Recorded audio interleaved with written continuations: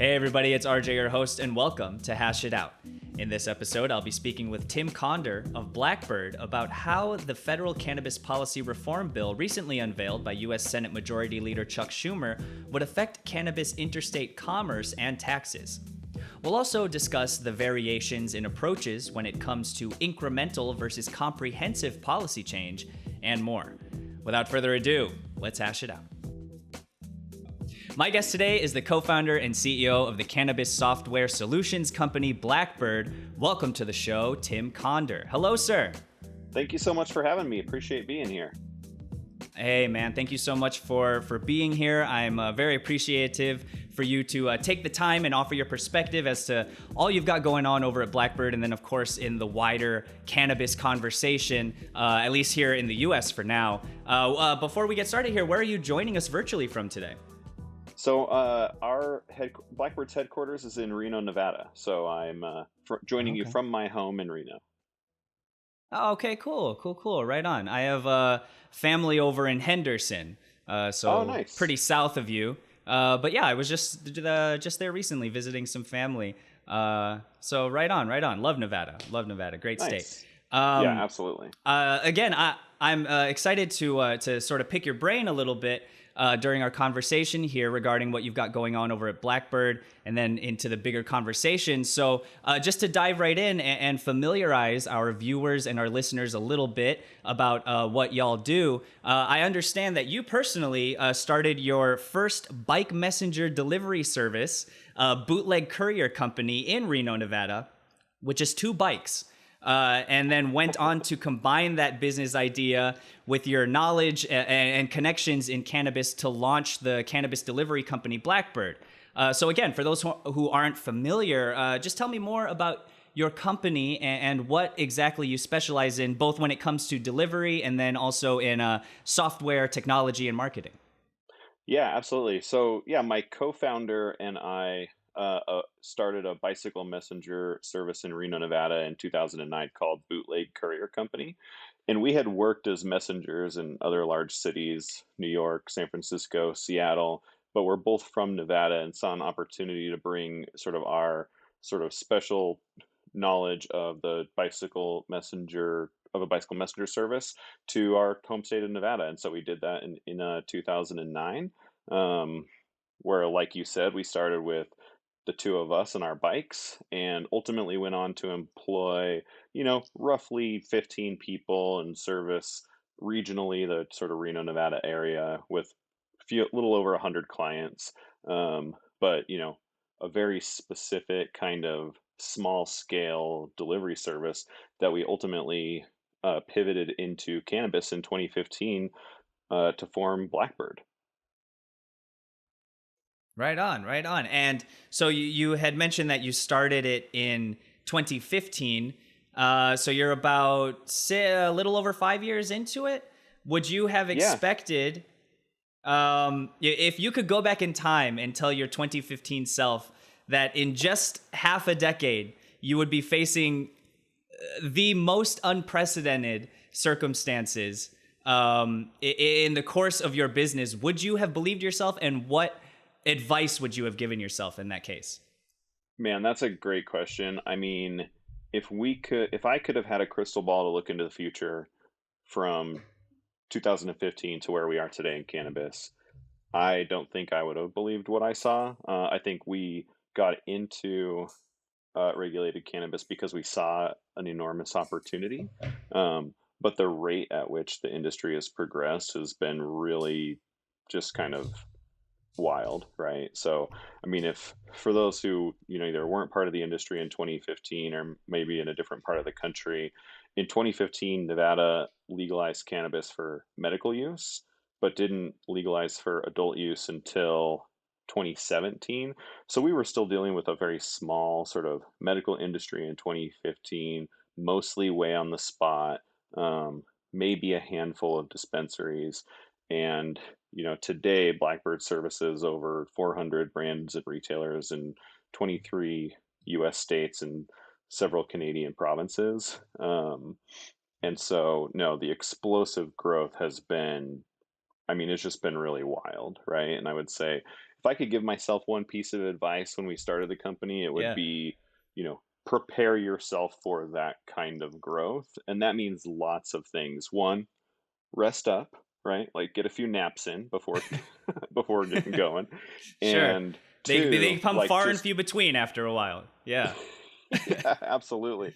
And Yeah. two, like build a company for scale, right? And that means everything from internal policies to technology to sales strategy. I mean, everything that we did in those early days, when we did it planning for enormous scale, it worked. And when we did something planning for sort of the size of the industry in that moment, it broke. And so, that's the piece of I advice I see. would give myself. And you had mentioned in a recent interview that you see parallels between the bike messenger culture and the cannabis culture. You say they're both very closely aligned. How do you mean? Yeah, I mean, for the bicycle messenger community is a really tight knit community of individuals that spans the country and even the globe, right? Like there aren't that many bicycle messengers in the world. It's sort of 1 degree of separation across those communities. And it's a community that is really passionate about one another, really passionate about what they do every day. And that like passion and that sense of community is something that I found in spades in cannabis as well. Mm, certainly, certainly. You gotta. It's I've learned personally in my experience with being in the cannabis community and in the cannabis space that it is distinctive from other industries, other markets, other communities in that the sense of community really is the foundation of it. And my hope is that, with continued policy change in the United States, both on the state level and hopefully eventually on the federal level, we don't lose that. We don't lose that. And I hope the voice for the importance of community stays loud as we hopefully, again, experience federal cannabis policy reform in this country. Yeah. So speaking of that, I want to dive in here to the one of the biggest pieces of federal cannabis news here in the United States, and that is the recently unveiled cannabis descheduling bill from the U.S. Senate, from Senate Majority Leader Chuck Schumer. That bill has since been open for public comment. And, since then, several national cannabis trade organizations and activist groups have submitted written comments about the draft, mostly highlighting the need for lower taxes and facilitating interstate commerce, which I imagine is something that you are particularly vested in. The Global Alliance of Cannabis Commerce, rather, wrote in a 29-page letter that it hopes the final bill will, quote, expressly authorize interstate commerce for existing state legal cannabis companies, as well as further amend cannabis law to facilitate interstate commerce and throw more federal funding behind programs that provide capital and technical assistance to small companies and disadvantaged entrepreneurs. So I'm just curious what your thoughts are on that, and then what you would like to see eventually come out of the final iteration of this bill, which will be put up for consideration. Yeah, absolutely. I mean, I think everybody in the cannabis industry, at least from my perspective, is working towards what we ultimately believe will be federal legalization.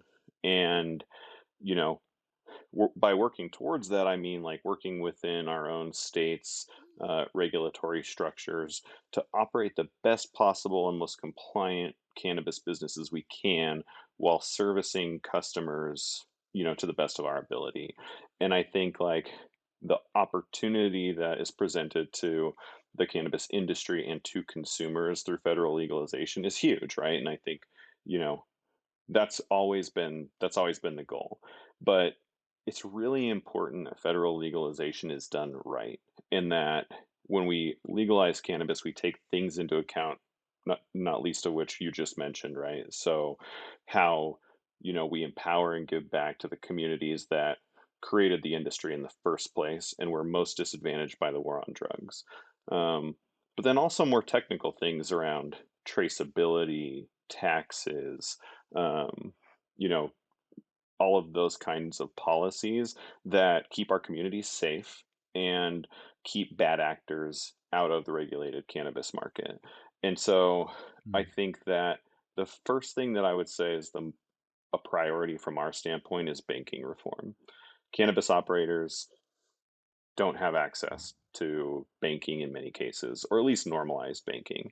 Um, when they do have access to banking, it's incredibly complex. It can be very expensive, and it can be a really arduous for new businesses, right?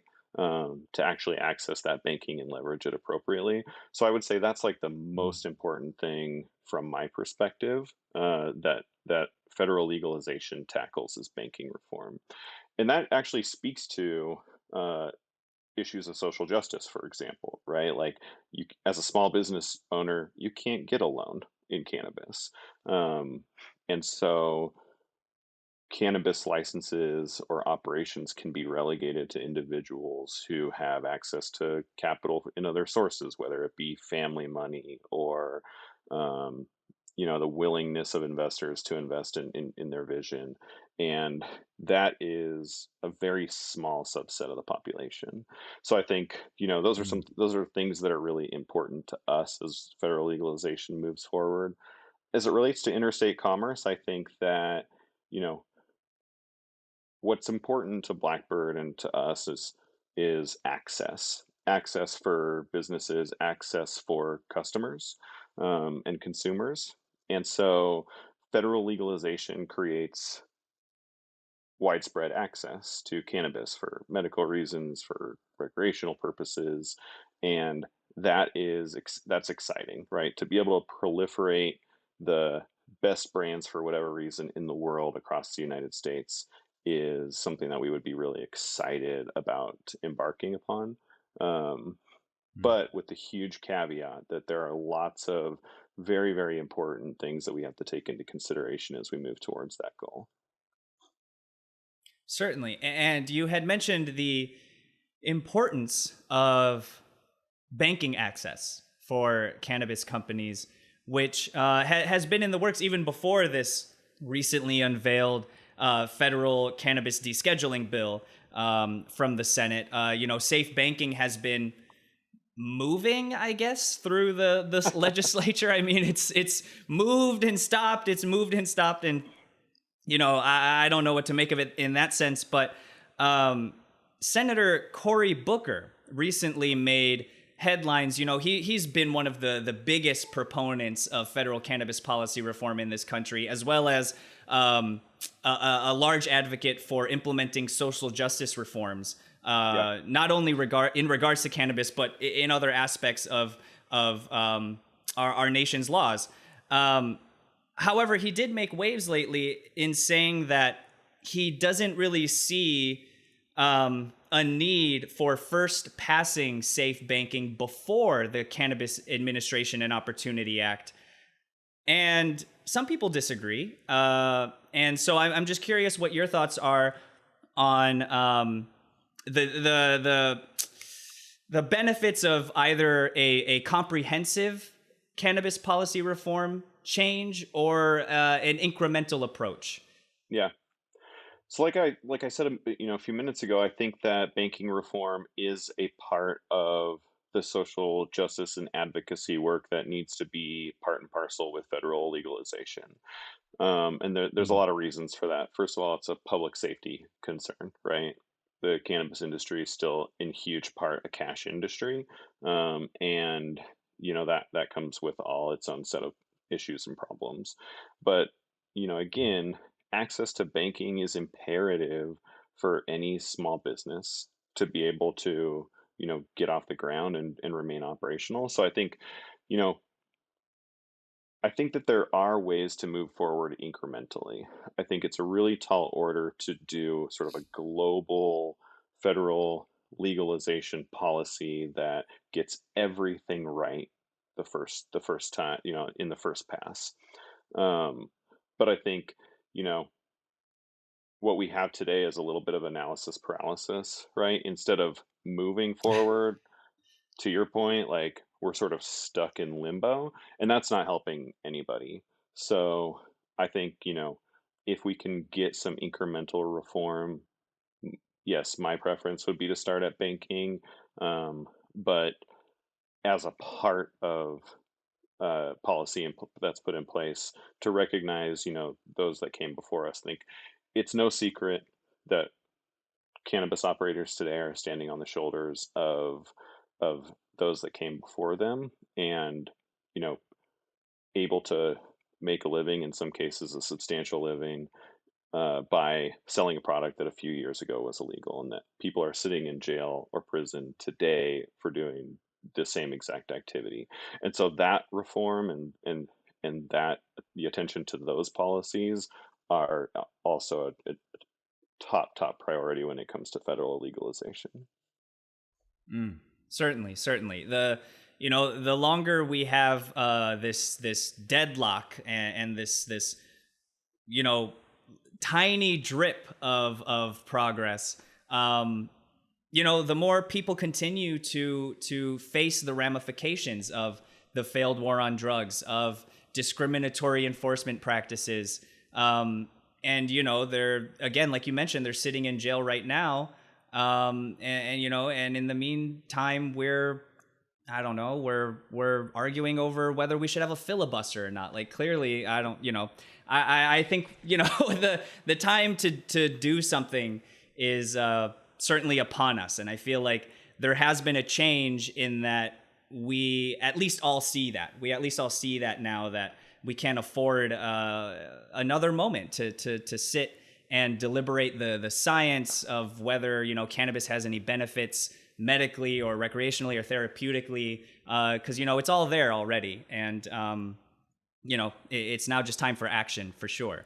Yeah. I want to go back to the federal decriminalization bill and the public comments regarding it, because another association came out and offered their comments. It's the National Cannabis Industry Association. They asserted that the proposed taxes in the draft bill would increase taxes overall in the industry, and additionally would kill the option for small businesses to grow through vertical integration. It would create barriers to interstate commerce. It would increase compliance costs, and it doesn't include any tax provisions for existing medical marijuana patients or businesses, thus, quote, increasing cannabis-based healthcare costs. So what are your thoughts are on that? And also, how do you think we can ensure that small businesses continue to have a place in this industry? Yeah. I mean, that's a big question, right? I think there's a lot that goes into that, right? Because one would assume that with federal legalization or federal decriminalization comes the, reform of 280E, which is the cannabis tax code, or the striking of that code Mm-hmm. altogether. Um, Mm-hmm. Today, cannabis businesses are subject to local and state taxes, usually at a pretty high level, right? Like, for example, in the city of Oakland, California, there's a 10% gross revenue tax, gross receipts tax for all cannabis operators, right? So the city of Oakland takes 10% off the top of everything that you make. Um, Combine that with state taxes, licensing costs, it can be really cumbersome for any business, not least of which small businesses. Um, they're also, as a cannabis business, not able to deduct normal business expenses because of the 280E tax code. So I think that, like, again, it's not as simple as saying no additional tax, right? It's trying to understand, one, if you pay a 3% gross tax to the federal government, where is that money going? Is it going to programs that help, um, social equity license holders, those, negatively impacted by the war on drugs? Or where is it going? Or is it going to pay regulators? Um, and what savings will cannabis businesses achieve through a revision or striking of the 280E tax code? So it's really, I think, a complex issue, but at like a high level, uh, cannabis businesses today are sort of disadvantaged by the high tax rate that they pay. That's really far and above what other businesses pay, whether it be alcohol, pharmaceuticals, etc. And so I think there's, for obvious reasons, a push to reduce tax rate at the federal level, which is understandable. Certainly, certainly. And before I let you go here, my final question to you is, we talked about, of course, how Blackbird came to be. We've talked a little bit about the federal cannabis policy reform pending here in the United States, and the different approaches to it. So with all that being said, what has Blackbird got in the works for the rest of the year? We're now already into September. I can't even believe it. Yeah, I just had to relook at the date and believe it again, because I couldn't believe it. We're in September already. What do you have planned for the rest of the year? And what are you looking forward to the most? I know, for one, Blackbird recently underwent an acquisition through Herbal, so there was that. And Yeah. so what are you hoping for that?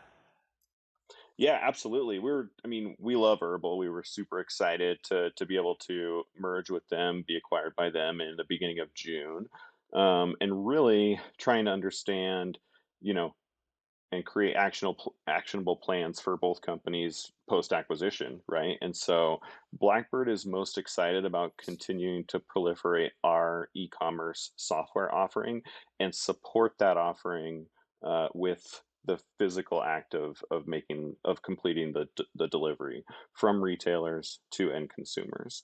And so Mm. today, we have a we're the largest delivery, third party delivery service in the state of Nevada. But like I said earlier on the program, we have, you know, many other location brand and retail clients across the US that we're looking forward to providing delivery services to both this year and then on obviously into next year. So looking to really expand that offering nationally. And I think it'll be really well received as it has been here in Nevada and in other markets. I dig it. I dig it. And we will certainly be keeping an eye out for all you've got going on over at Blackbird. Next time I'm in the Nevada area, I'll look you guys up for sure. Before we go here, where can our viewers and our listeners keep up with all that you've got going on over at Blackbird throughout the World Wide Web? Yeah, absolutely. Check us out at blackbirdgo.com. Go there, order some product for pickup or delivery, and keep up with what's going on at Blackbird. So thanks so much for having me. I really appreciate it. Of course. Oh, absolutely. Absolutely. Anytime. And we will leave the information for Blackbird in the description of this episode down below. And Tim, thank you so much, man, for sharing your perspective and sharing your information. Best of luck with all you've got going on, and continue to be well and stay safe out there in this wild world, man. Will do. Thanks so much. Absolutely. Tim Conder, everybody. That is it for Hash It Out, y'all. I am your host, RJ Balde. Thank you so much for watching, liking, commenting, and subscribing. And I'll catch y'all in the next one. Peace out. Hey, everybody. Thanks for checking out our channel. Click here to watch another episode of Hash It Out.